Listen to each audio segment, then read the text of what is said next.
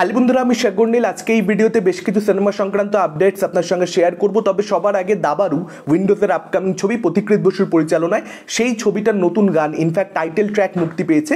সেই গানটা আমার কীরকম কী লাগলো সেটা নিয়ে আপনার সঙ্গে কথা হবে। তো দেখুন, গানটা কাইন্ড অফ একটা চার্জড আপ মোটিভেশনাল সং, যেটা গান হয়েছে রূপম ইসলামকে দিয়ে, এবং এই ধরনের গান গাওয়ার জন্য তিনি একদম পারফেক্ট। এছাড়াও বনি চক্রবর্তী, তমালকান্তি হালদার তারাও গানটা গেয়েছেন। এটা বনি চক্রবর্তীর কম্পোজিশন এবং লিরিক্সের কাজ করেছেন মঙ্গলদীপ চাঁদ। ছবির বিষয়বস্তু যেহেতু দাবা, সেটাকে মাথায় রেখেই কিন্তু এখানে গানটা লিরিক্সের কাজ করা হচ্ছে, যেটা অবশ্যই আমার ভালো লেগেছে। এবং গানটার মধ্যে একটা এনার্জি রয়েছে, এই যে বললাম মোটিভেশনাল সং, তো মোটিভেশন দেওয়ার ক্ষমতাটা, সেই পাওয়ারটা, সেই এনার্জিটা গানটার মধ্যে যেহেতু খুঁজে পাওয়া যাচ্ছে, যে কারণেই গানটা ভালো লেগেছে। একটা র্যাপের পোর্শন রয়েছে পার্টিকুলারলি, গানটা যত এগোয় সেই র্যাপের পোর্শনটা ধীরে ধীরে আসতে থাকে, যেভাবে গানটা স্পেশালি শেষ হয় সেই জায়গাটা কিন্তু শুনতে দারুণ লাগছে। সিনেমাটার মধ্যে যে হাই পয়েন্টগুলো রয়েছে, সেখানে যদি এই গানটাকে প্রপারলি ইউজ করা যায়, আমার মনে হয় সিনেমা হলে বসে অডিয়েন্সের উপরে এই গানটার কিন্তু একটা ডেফিনেটলি ইম্প্যাক্ট থাকবে। এবং ভিডিওটার মধ্যে যে দৃশ্যগুলো দেখা যাচ্ছে, সেগুলো দেখে কোথাও একটা মনে হচ্ছে খুব যত্ন করে পুরো সিনেমাটাকে শ্যুট করা হয়েছে। বিশেষ করে একটা চেস সিকোয়েন্স রয়েছে, যেখানে টানা রিক্সার নিচ দিয়ে আমরা প্রোটাগনিস্টকে বেরিয়ে যেতে দেখছি, সেই জায়গাটা কিন্তু বেশ মজাদার। সেই জায়গাটা আমার নজর কেড়েছে এবং আমার মনে হয় যে এই গানটা যেরকম হয়েছে, ভিডিওটার মধ্যে যে সমস্ত দৃশ্য দেখা যাচ্ছে, সেগুলো দেখে কোথাও একটা মনে হচ্ছে যে ছবিটা হয়তো ভালো কিছু হতে চলেছে। মানে একটা গান দেখে, সেটার ভিডিও দেখে কিন্তু একটা ভাইব পাওয়া যায় যে আচ্ছা, ছবিটা কি ভালো হবে না খারাপ হবে। গানটার ভিডিও দেখে মনে হচ্ছে দাবারু খুব ভালো একটা সিনেমা হতে চলেছে, বা দেখা যাক, সেটা তো সময় আমাদেরকে বলবে। ভিডিওটা খুব সুন্দর করে যত্ন করে এডিট করা হয়েছে।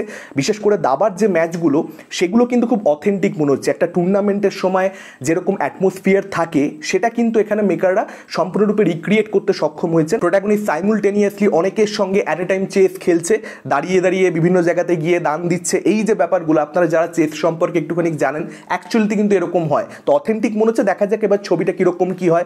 10ই মে ছবিটা রিলিজ করছে, ট্রেলারটা আসুক। টিজারটা তো ইমপ্রেসিভ ছিল, দেখা যাক ট্রেলারটা কিরকম কি হয়। এবার যদি চলে আসি মুভি আপডেটে, প্রথম আপডেটটা টাইগার শ্রফ এবং বরুণ ধাওয়ানকে কেন্দ্র করে ধর্মা প্রোডাকশনের একটা অ্যাকশন কমেডি ছবিতে তারা সম্ভবত একসঙ্গে কাজ করতে চলেছেন, অর্থাৎ করণ জোহরের প্রোডাকশন হাউসে। এবং রাজ মেহতা, যিনি যুগ যুগ জিও ছবিটার পরিচালক ছিলেন, সেটাও ধর্মারই ছবি ছিল, সেই পরিচালক কিন্তু এই ছবিটার ডিরেকশন দেবেন, এরকমটা জানা যাচ্ছে।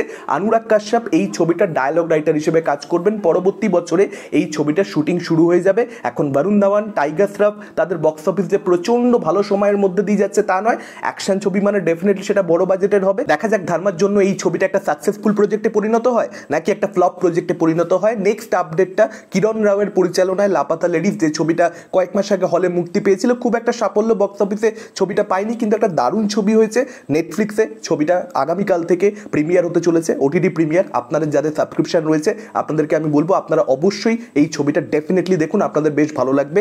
নেক্সট আপডেটটা থালাইবার 171, অর্থাৎ কুলি ছবিটাকে কেন্দ্র করে লোকেশ কানাগরাজ এবং রজনীকান্তের কোলাবোরেশন। সেই ছবির মধ্যে আপনারা তেলেগু সুপারস্টার নাগার্জুনা আক্কিনেনির একটা ক্যামিও দেখতে পেতে চলেছেন। স্বল্প দৈর্ঘ্যের হলেও একটা গুরুত্বপূর্ণ চরিত্রে তাকে দেখতে পেতে চলেছেন, এরকমটাই আপডেট পাওয়া যাচ্ছে।